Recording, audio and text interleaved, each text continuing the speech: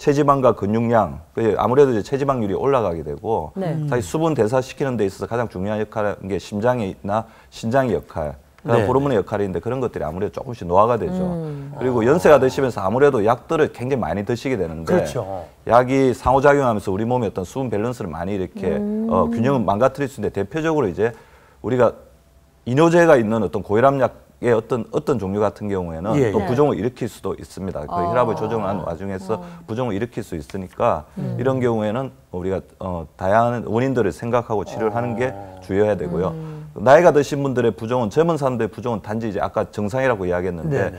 질병을 가지고 있는 경우가 아직 간혹 소수가 있으니까 반드시 전문의 진단을 받는 것이 필요합니다. 그럼 그게 쉽게 구별이 안 되나요? 일시적으로 이렇게 좀 붓는 거하고 예. 질병으로 인해서 붓는 거하고? 그러니까 질병으로 붓는 거는 이제 굉장히 우리가 느낄 수가 있죠. 네네. 그러니까 일시적으로 붓는 거는 대부분 이제 여성분들 잘 알아요. 아침에 많이 부었다가 저녁 되면 괜찮더라 그러는데 오후만 지나도 많이 빠지죠. 그렇죠. 그런데 그 정도가 너무 심해서 안 빠진다. 아침에 부은 부종이 저녁이 돼도 빠지지 않는다. 한 1.4kg 정도 이상 차이, 아침하고 저녁에 어떤 차이가 나면 문제가 네네. 너무 이렇게 등락이 심하다 이제 그런 것도 문제가 될 수 있을 것 같고요. 네. 서서히 4kg에서 5kg 정도 체중의 변화가 있는 경우 예, 예. 그리고 부종이 있으면 아까 말씀드린 것처럼 심장이나 콩팥 기능 등의 이상이 있을 수 있기 때문에 네네. 누웠을 때 그리고 자세가 변화됐을 때 기침이 아주 심하게 나온다든지 그다음에 부종이 우리가 필요 이상으로 우리 조직액 쪽으로 이제 물이 많이 빠져나왔으니까 네. 대부분의 이제 조직은 이제 눌러서 놓으면 피부는 이제 다시 이렇게 복원이 되는데 네. 눌러서 한참 있었는데 제자리로 돌아오지 않는 경우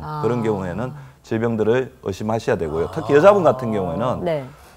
얼마 전까지 잘 맞던 반지나 네네. 구두 같은 게 꽉 끼어서 들어가지 않는다. 네네. 그러면 질환을 의심해서 한 번 정도는 뭐 부종 검사는 굉장히 간단할 수가 있거든요. 병원에서 네네. 체크를 해보시는 게 바람직합니다. 부정 검사는 어떻게?